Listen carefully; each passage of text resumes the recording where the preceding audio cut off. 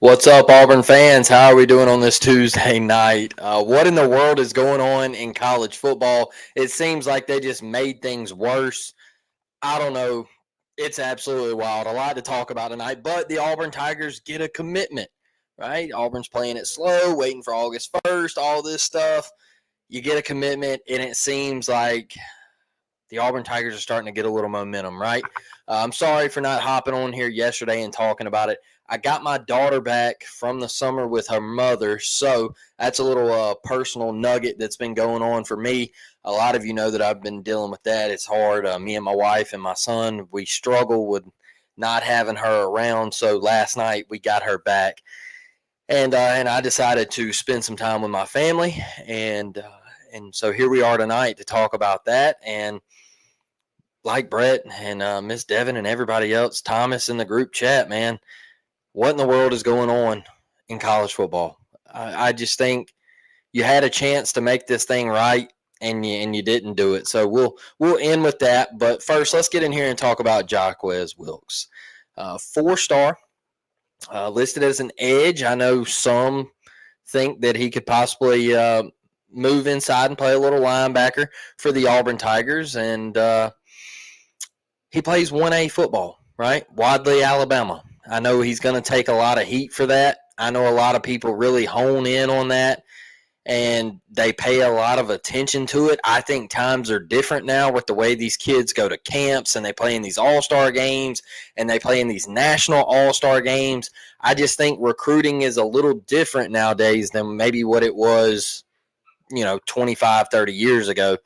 And so whether you're 1A, 7A, if you can ball, man, you can ball. So, another thing with Jacquez Wilkes, too, is, if he just played one sport, maybe I would say, okay, well, I'm a little nervous about this kid. Maybe he's not cracked up to be what he is. But the kid plays multiple sports.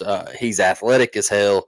He's a running back as well. I think I heard somebody say, can't remember who it was, but I think I heard somebody say he ran for like 200 yards, maybe 300 yards in the state championship game last year, something crazy like that, and they won in blowout fashion. So he's super athletic. I think he's sitting right now at like 220, probably going to bulk up, get into an Auburn weight program, get some nice nutrition, and learn how to eat healthy and put on some weight. And so I think this kid could do wonders at Auburn. Now, I don't think he's going to come in and play right away, okay? I think he's like a 2-year project, maybe red shirt in that first year, and then potentially like having like a DeMarcus Riddick type season that redshirt freshman year, kind of finding his way on the field, not really exploding, but you know who he is, and you're like, hey, man, that dude's the future right there.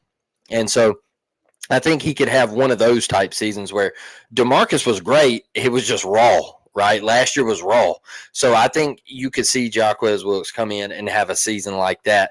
But first, I think he's going to have to develop, and it is a transition from 1A to college. I get that.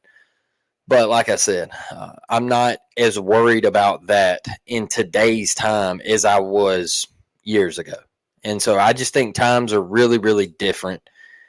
And there's more tape, there's more internet, there's more videos out there. If they weren't high on these kids, they wouldn't put it out there, right? They wouldn't put their name, they wouldn't stamp their name on it. They would say, hey, look, man, he plays 1A ball. We're kind of questionable on it. No, they're high on him. They're like, hey, you could put this kid in 7A in the state of Alabama and he would still ball. Kind of like Alvin Henderson. Alvin Henderson took a little heat. Me personally, I think James Franklin with Alvin Henderson, he looked at him and said, I don't care what he plays, man. That dude's a phenom. That dude's a phenom. So he still recruited him because he can ball. They see these camps. They see these all-star games. They watch them, man. They tune in and watch them. So super excited for Jacquez Wilkes. Now, does this commitment, and I want to hear from you guys in the comments, does this commitment kind of ramp things up for the Auburn Tigers? Does it get the recruiting going? Does it create a little spark. We've talked a little bit about a couple of previous commitments, and we were like, yeah, maybe it doesn't really spark things. Maybe that's not the one that you really say, okay, they're going to start rolling in now. Is this the guy to get it going? Me? I think so. I think so. I think Auburn is going to start hammering home some commitments here in the next few weeks, especially before kickoff. I talked to a guy that I really trust, and he thinks that Auburn is on the right track, and he thinks that Auburn is going to be top 30, maybe top 20 by the time kickoff rolls around. And I've asked multiple times, how sure are you? Like, do you really believe that? And he's like, I do, man. He's like, I really believe that we will be top 20, maybe, but for sure we'll probably be top 30. And then let the season play out. So I think this commitment was big time. It was one that you couldn't lose either, right? He's in your state. Yeah, these people, they're Florida State was making a push. I believe Miami made a little push, but I think he canceled that Miami visit. You heard, what was it, Alabama? Who was the other big one? Texas A&M. I think it come down between Auburn and Texas A&M. You had to win it. You had to win it. So I think it's a major building block for Auburn and Hugh Freeze. And look, I listened to Kyle Rush, C5. I listened to his episode the other day. I think yesterday, maybe this morning. Can't remember. But I listened to one, and he was saying that he loved how the Auburn fan base kind of rallied together and got in on the whole the Hugh Freeze golf thing. And I'm with him on that, man. I think that was great. I think everybody come together and they really put it out there to kind of lighten the mood up on Auburn Twitter and Golf Course U, man. And there was AI videos of Hugh, him making a tee shot and a hole in one and all this stuff on a par 3. And there was actual videos of him sinking putts and things like that. Like they went all out, and the Golf Course Hugh stuff and the hashtags and the memes are going to live on, man. I thought the Auburn fan base did a phenomenal job attacking that side of it, and I agree with C5. I love Auburn Twitter. It is a super fun place to be, but sometimes it can be a little toxic. Sometimes it can be a little toxic. And I felt probably like late June, early July was that time span where it was super toxic, where we were getting made fun of. Everything was going south. It did not look good for the Auburn Tigers. People were starting to question your coach, and it was super toxic. So I think Auburn had some fun yesterday, thanks to Jacquez Wilkes. I think it was a fun time to be had, and I hope each and every one of you enjoyed it. So let's get over here in these comments, and before we kind of maneuver over to NIL and this catastrophe, I don't know. I really don't. I don't know what is going on. Brett says, what a freaking crazy day in college football. Uga still can't drive. That's insane, dude. You can't make it up. You can't anymore. Look, I know Auburn's had players arrested and everything like that. I don't care. It hasn't been a continuous, repeated offense like that school over there. This is getting ridiculous. It is getting ridiculous. Wow. You can't sit your team down and say, hey, look, this has got to stop. Insane. NIL soft cap, hard cap fiasco, and now AU pivots. Let's go, Blake. Love to see it, Brett. That's a lot of intensity. I told y'all from the get-go, I was not a believer in the August 1st thing. I felt like this thing was going to turn for the worst. I felt like it was just going to be an absolute waste of time. I really did, because they weren't going to attack Ohio State, Alabama, Georgia, Michigan, the Auburns of the world, the Florida States, the top premier programs. They're not going to go after them and be like, oh, yeah, look, you can't go to the playoffs this year because you were paying so and so, and you went over this hard cap of 20.5 million or 22 million or whatever the hell it was supposed to be. They just weren't going to do it, because then that would have created underneath the table deals and all this stuff, and they would have found a way. There would have been a loophole, just like there's a loophole on all different types of people who don't pay taxes in America. All right. They will find a loophole on something. And I just felt like you were opening up a can of worms, and now you have really opened them. All right. From what I just read 10 minutes ago, I was sitting up here at the Froyo shop at the end of my neighborhood.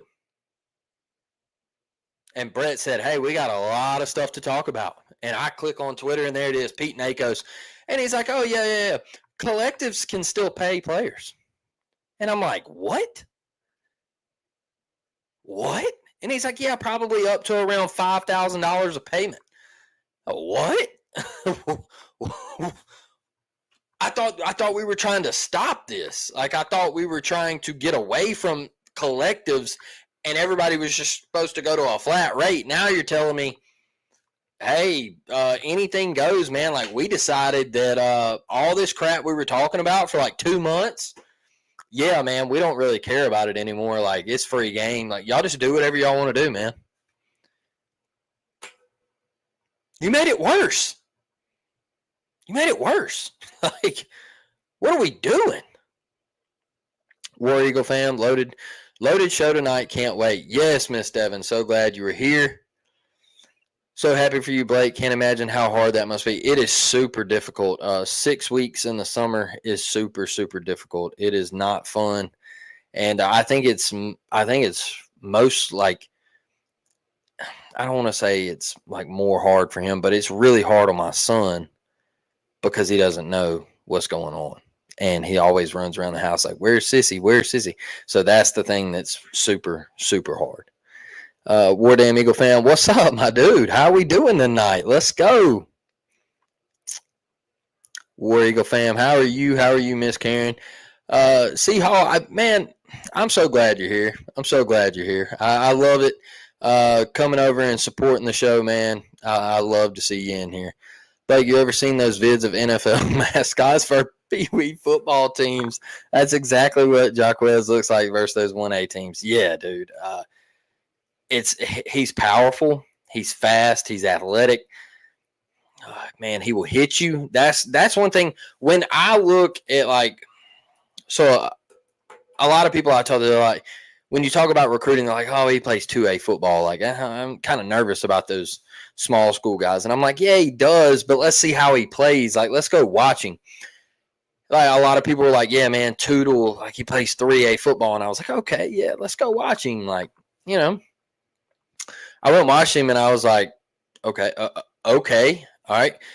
Comes all the way across the field, makes a tackle, and I was like, hey, if he can keep doing that all night, that's all I need to see. Now, they run away from Tootle a lot, so I can imagine they sort of do the same thing with Wilkes. They run the opposite direction. They try to keep the ball away from him, and so when some games like Tootle didn't pop, I was like, well, I get why he didn't pop, is because he didn't get a lot of opportunities because they don't want to run at Tootle. So when I look at how they dominate the game and how hard they play and how powerful they are in that 1A to 2A, 3A range, I think when you start getting up to like 4A, 5A, 6A, 7A, I think that's when it starts getting a little. My thing with 1A to 7A is like, it's a lot of depth issues, right? And you don't have as many studs on a 1A team. Now, 1A teams, they've got at least one guy that can play. All right. They got at least one guy that can play. Almost every 1A school has at least one dude that you're like, hey, that dude can go. That dude's good. The problem is these 1A schools, they only got 150 kids in their whole school. So they don't have the same crop to pick from as the 7A schools who have 2,500 kids in their school to pick from. So it's a depth issue. It's not really, a lot of the times, it's not like a talent issue. It's just a depth issue.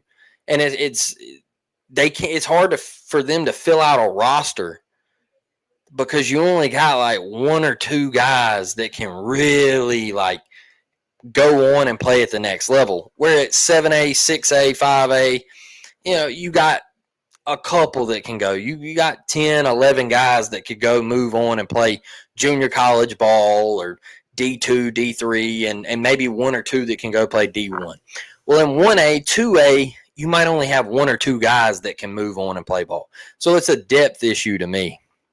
And, hell, at Auburn, we've had a lot of great 2A, 3A players. Like one of our best running backs ever, Kerryon Johnson, played 3A ball. I'm sure when he was coming out of high school, people were like, oh, Kerryon plays 3A. Like, he don't play in a real competitive league. He's probably not going to be that good. Man, come on. We're probably, I don't want to say we win the thing, but if he don't get hurt, man, we might have won the thing. We might have won the thing because he was special.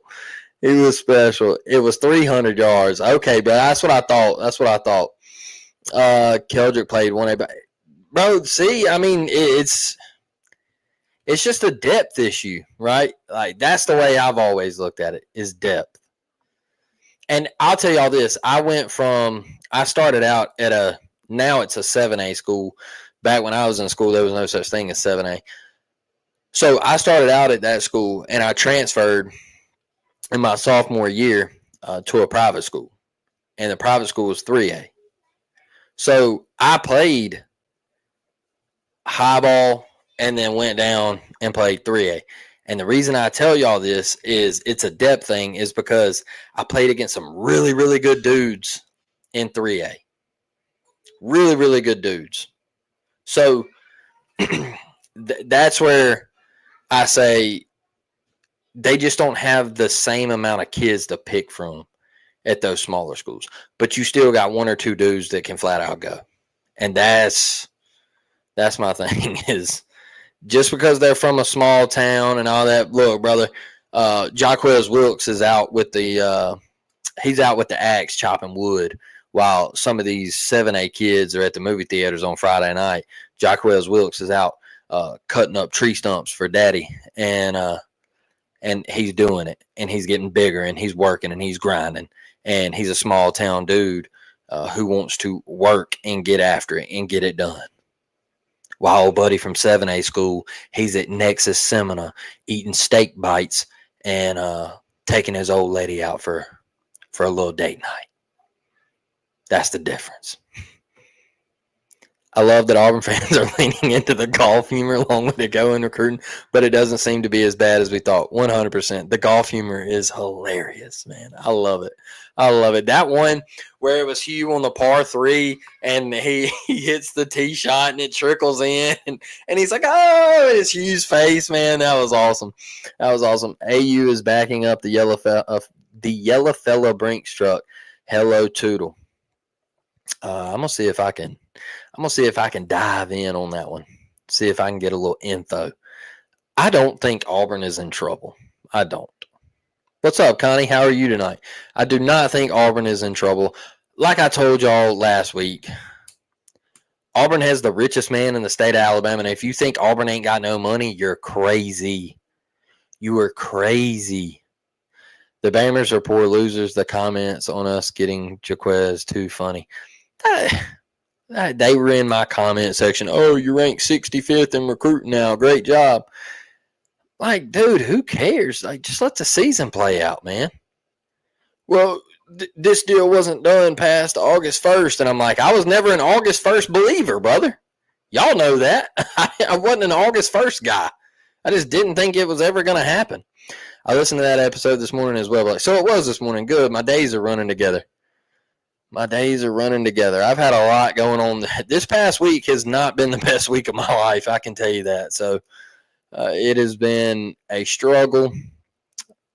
My personal life has been a lot going on. So my days run together. You got to follow the right people on social media. I've had to unfollow a lot of Auburn accounts. I've only had a real issue, y'all. I've only had a real issue with like a handful of people. And like there's one guy that always tries to like retweet my tweets, and he says something like smart aleck, and I ignore it because I'm like, I'm not spending my time arguing with you. I'm just not doing it. What do I gain from that? It's just nothing. And I just don't like to get on the toxic side. I also don't like to continue to see people talking about the Malcolm Simmons deal. Look, you are not with Auburn University. You have nothing to do with Auburn University. And they say, well, I graduated from there. Okay, cool. Who cares? Like, that was like 8-10 years ago, brother. You have nothing to do with that university anymore. So guess what? You don't make decisions. And whenever they feel like they are ready to make a decision, that's what they'll do. So you tweeting about it 24/7 does nothing. And they're like, yeah, but it's not right. It is up to them. It speaks volumes. No, it doesn't. They told you they're trying to get all the facts. And you're on here just pounding Auburn, pounding them. And I'm just like, dude, what are we doing? Let it all play out. Trust me, if he did wrongdoing, he will not play a snap for Auburn ever again. Not that hard to understand. The coaches wanted rules. Now they don't want to play by them. Greg Sankey spoke about it in his opening comments at SEC Media Days. I told y'all this was a clown show from the jump. And I've said it ever since y'all known me. The way they started treating NIL with luring kids to campus with, I'll pay you this. No, I'll pay you this. No, I'll pay you this. Well, if you come here and you sign with us, I'll pay you this. And then there's supposed to be no tampering, but in the middle of the season, they're like, hey, come over here. Like after your last game, enter the portal and we'll pay you $8 million. Disastrous. Not what Johnny Manziel, Cam Newton, Tim Tebow, RG3, not what all of those guys were talking about NIL and what it was supposed to mean. NIL was supposed to be, let's take Cade Klubnik, quarterback, Clemson, senior this year. Let's say Cade wanted to do an autograph signing. And the company that he was going to do it for was like, Cade, we'll give you $10,000 to do this autograph signing, this meet and greet. You're here for 4 hours, we give you $10K. He goes over to the contract, takes pen, puts it to paper, says, Cade Klubnik, yes, sir. That's for $10K. Signed it right there. They hand him a $10,000 check. He does the autograph signing, the meet and greet, takes a couple pictures. He's out of there, $10K. That was supposed to be NIL. Your jersey going into the team shop with your last name on it. Whatever percentage that they decided to give you, that was supposed to be NIL. Not all this BS of, hey, man, we'll pay you $8 million if you sign to our school. That's where they let it get out of hand.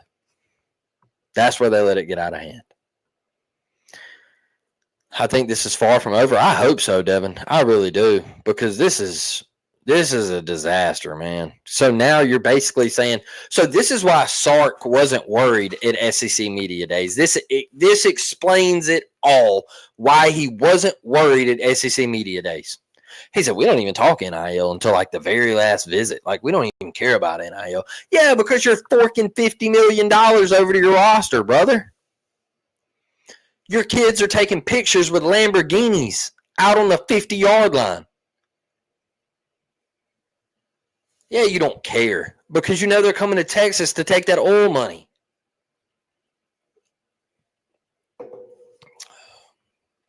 It's a disaster. Hey, I still have nightmares from the 93 and 94 seasons where we weren't on TV during the 93 season. Yep, and no postseason for the 93 and 94 season. Yeah. Man, Auburn could have more natties. Auburn could have more natties than what we got. And that's the reason I think that's why I get so ticked off is when people are like, yeah, but it's Auburn. And I'm like, hey, bro, don't sit here and act like we haven't been good. All right. Don't sit here and act like Auburn hadn't brought it. All right. You're acting like Auburn has sucked for a lifetime, and we haven't. Fox, they released a graphic. Who are the teams that have won the SEC title since 2000? Y'all, it was 5 teams in the SEC. It was 5. Auburn, Florida, Georgia, LSU, Bama. So in the last 24 years, you have had from 2000 to 2024, all right, you have had 24 games and the same 5 teams win them over and over and over again.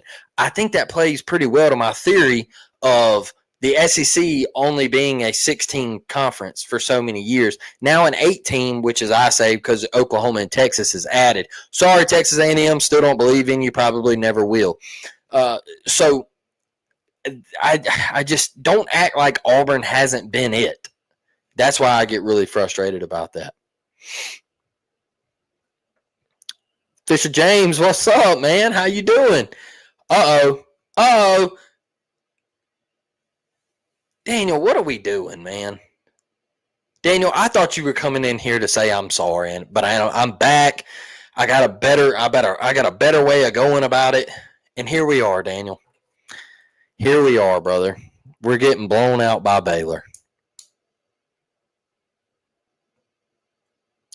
Daniel, we're about to ban you for commenting for your own good. Daniel, I thought, what are we doing, man? Daniel, go away, bro. Yeah, Daniel's a party pooper. Daniel, come on, man. Come on.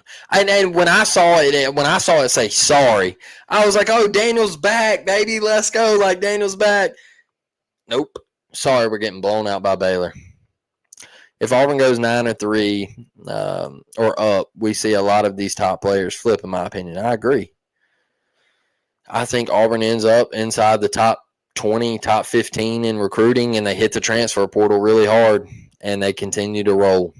I was a little worried at first. Now I just think Auburn's going to pivot. They're going to turn, and they're going to say, okay, well, everybody can pay players. Well, guess what? We can pay players, too, with the best of them. And this is what we're going to do. They always had a plan. This is supposed to be college. Kids shouldn't be getting paid $1 to $2 million to play in school. Yep. I think $100K is too much. I think $100K is too much. I think you were getting, and miss me with this crap where they say, oh, well, they're not there to get an education. No, they still get an education. Okay, they still go to class and they still get an education, and they still do it. They still take those classes. So all these people that say, no, they're professional athletes now, they're not there to go to class anymore. No, they still go to class. All right. A lot of them still get educations. So they're also getting paid to play football. Then they're getting a paid scholarship, okay, to go to school for free. So they're getting $2 million over here to play football, and then they're getting free schooling over here. That's just crazy to me. Bo Nix did a deal with a lemonade company, probably Milo's, right? Walker Kessler did a deal with a cereal company. That is what NIL was supposed to be. Facts, Devin. Facts. I remember when Bo did the Bojangles deal, and he had the Bo chicken sandwich and all that. Like, that is what it was supposed to be about. It's not that anymore. It's just a lure to get kids to campus. They definitely shouldn't be paying high school kids before they even played a down of college football. That's so true. That is so true, man. That is just. Sark also said they were out of money to cap. That's a lie. That's a lie. Out of money, my butt. People have major recency bias when it comes to teams being terrible. They act like Auburn has never won anything. That's so true, Devin, because a lot of people, they see the success in basketball, and it's a what have you done for me now country that we live in right now. And so everything is what have you done for me now? If you haven't won lately, then you've never won.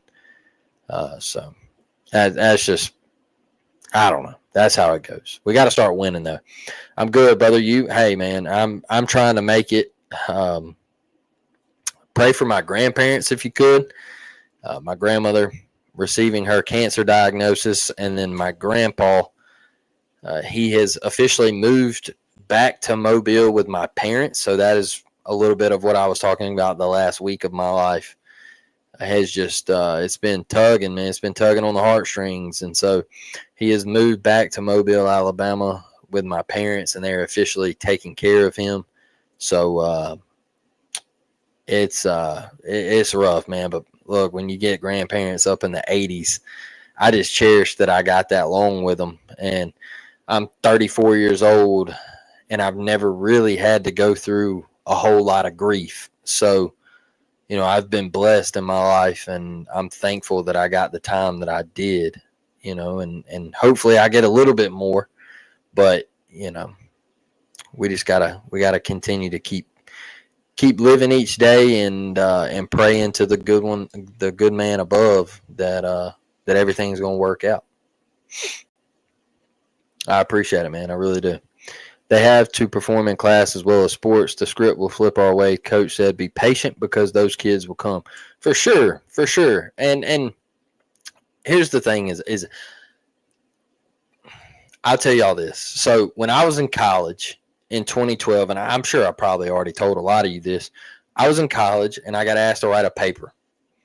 And it was a freelance paper. You could write about anything. All right. And I went to Faulkner State Community College. And so I decided to write about why players should get paid in college sports. Touchy subject, right? Professor did not want to hear it. So I spent like a week just hammering this paper home. It was like an 8-page paper. I mean, just the whole kit bang caboodle. I turned this paper in. Buddy reads the title, immediately turns to his right and throws it in the shredder. I looked at him and I said, what was that? And he said, don't ever write nothing like that ever again. And I just like looked and I was like, why? You know, why? Why are you so mad? He was like, well, stay after class. And he's like, I'll tell you why. And I was like, okay. So I stay after class, and he's like, these kids, man, he's like, they're getting money. He's like, they're getting $40,000 a year to go to school, to become whatever in the hell they want to be after they leave here. If you want to be a lawyer, you can go to Ole Miss, you can go to Alabama, you can go to LSU, you can go wherever. All right? If you want to be a veterinarian, you can go to Auburn. If you want to do horticulture type things, you can go to Auburn. If you want to be an engineer, you can go to Mississippi State. They have a great program there. You can do whatever in the world you want to do. If you want to be a brain surgeon, hey, the University of Alabama, they do a great job over there. You can do whatever you want to do. And that's exactly how he laid it out to me. He said, and you were getting $40K a year to go to school for free. He said, Johnny over there, who's in medical school, is having to work at the chicken finger place. And he don't get off till 10 o'clock at night, and then he's got to go home and study. All that. And I was like, these players, like, they got to do a lot of, like, they got to do workouts. They got to do He was like, man, he's like, it's going to be a mess. It's going to be a mess if you start giving these kids. So the way I looked at it was, you don't pay these dudes $1 million. man, you just give these cats, because I was tired of hearing stories like Jalen Rose from the Fab Five. He said like there was times at the University of Michigan where some of the teammates would come up and be like, "Hey, you want to go out tonight?" And Jalen would be like, look, man, like, I know y'all got money and everything, but like, you don't know where I come from, and I really don't have the money to go even eat a hot dog." And so I was just like, dude, man, like that's terrible. Give these kids like $5K here, $10K here. $12 million for Bryce Underwood to play at the University of Michigan is absolutely insane. Insane. I was 45 with 3 of my grandparents. I now might have one left, and he is in a nursing home in Texas with early onset dementia. Dude. Man, that's rough. That's rough, Brett. That's rough, man. Yeah, dude. That's tough. And yeah, I wanted to touch on this as well. Yeah, Daniel. Peyton Thorne's dad has cancer. So look, a line that we can go down right here is no matter how bad he was at Auburn, and no matter how bad you got mad at Peyton Thorne, or no matter how bad you cursed Peyton Thorne when he threw interceptions and lost games for Auburn, whatever, you lift his dad up in a time of need, because Peyton said they are asking questions. They are looking around for treatment. They are trying to find an alternate route to go about dealing with his cancer.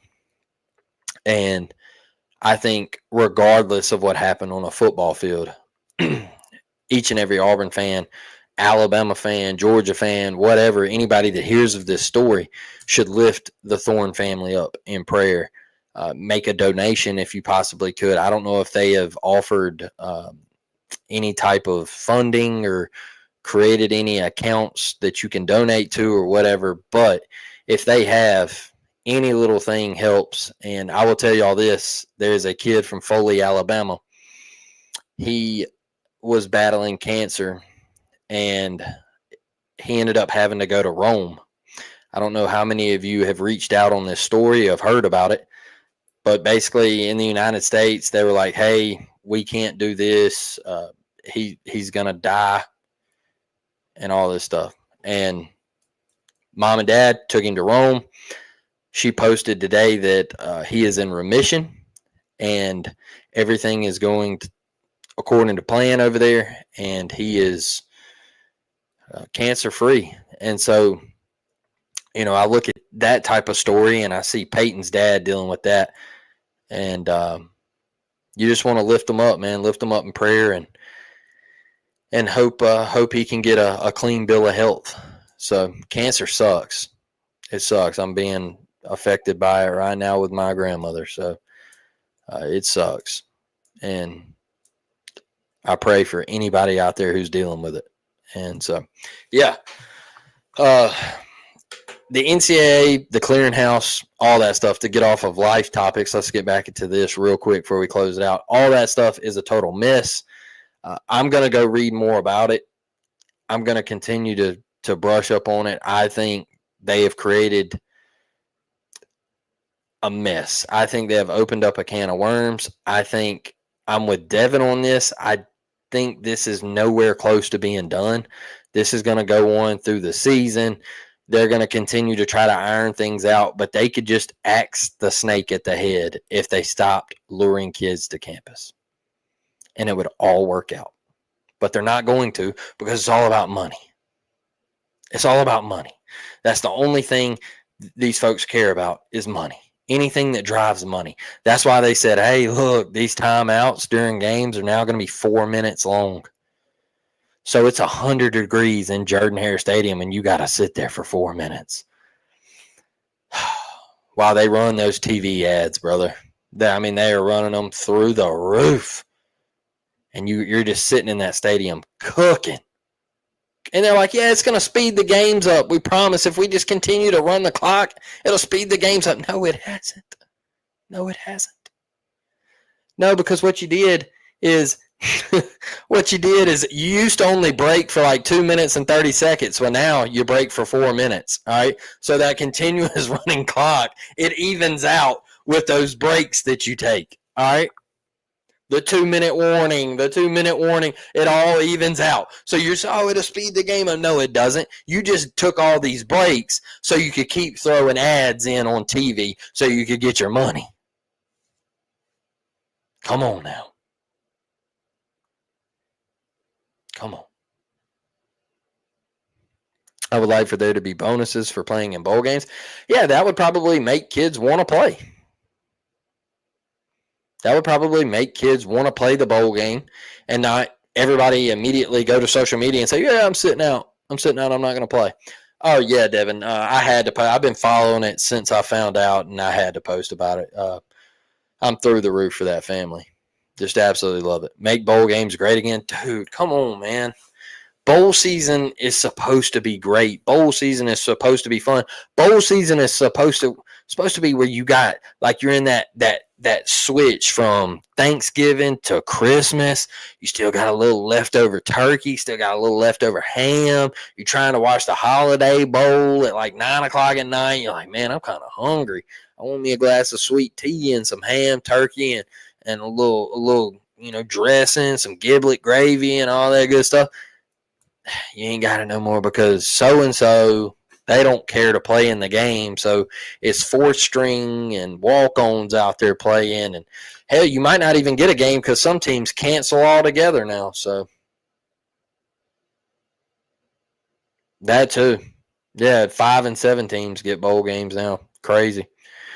No one was complaining about the games being too long. We complained about there being too many freaking commercials. Dude, it is insane. It is insane what they do. And it's like they think everybody's stupid, okay? Like that's the thing that gets me is they think everybody is stupid. They're just like, yeah, we're going to speed it up and we're going to run a continuous clock. Yeah. And it's going to speed the games up. And I'm like, dude, do you really think like we're that illiterate? Like, do you think we don't get what you're doing? All you're doing is just asking to take more TV timeouts. It's like CBS. They punt the ball away. All right. It's third down. They don't get it. They go to commercial. All right. They come back out of a timeout, media timeout. They punt the ball away.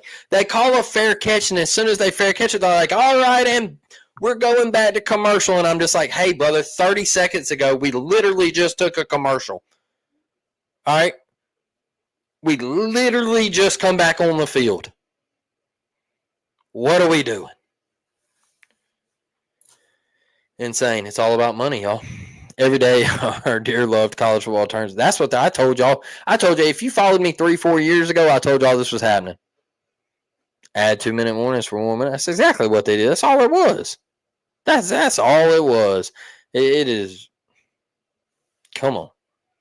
It's like when you go to an NFL game and at the 2-minute warning, they drop the little parachutes from the ceilings and all that, and you open it up and it's like an ad from Allstate or State Farm or whatever, and it's like these little mittens, and it's like, oh, join State Farm or Allstate for your insurance. And I'm like, but that wasn't nothing but an ad dropping from the ceiling. That's all it was.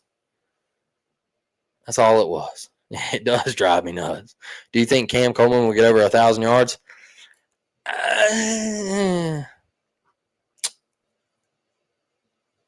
No. I think he's close. The only reason I say no is because of Eric Singleton Jr., Horatio Fields, question mark on Malcolm Simmons because we have no idea what's going on. Perry Thompson, Bryce Kane, all those cats, man. That receiving room is loaded. So I just don't know. It just feels like there's a lot to go around. And I want him to, but I think like 900, like 800-900 would probably like fit him. And that'd be a really high uptick from last year. What did he end up with? Almost 600 last year. So if he got 900 this year, I mean, that's a legit season. I mean, I think we win a lot of games if he gets that. Yeah, after extra point commercial, after kickoff commercial will come on for sure. Dude, it's insane. Can't wait to see Sam Turner. Sam Turner's another one. Sam Turner is another one. That was a big get from Georgia Tech, flipping him and everything. So, yeah, I think there's a lot of potential with these Auburn wide receivers. And I'll be honest with you, I'm not with Daniel on this one. I do not think Baylor blows this out. I don't know. Could be wrong. Could be wearing the orange and blue glasses. Could be bugging to the universe. All right. I think we wax them. I do. I'm tired of hearing about Auburn sucks. I think they're tired of hearing about it. I think Baylor's getting hyped up. I think this team is ready to run through a brick wall, and I think we go out there and open up a can. All right? That's just me. So I will see y'all later this week. I'm getting out of here. Going to go kick it with the fam. Love y'all. War Damn Eagles. See y'all soon, baby. We're getting closer, y'all. We are getting closer. War Damn.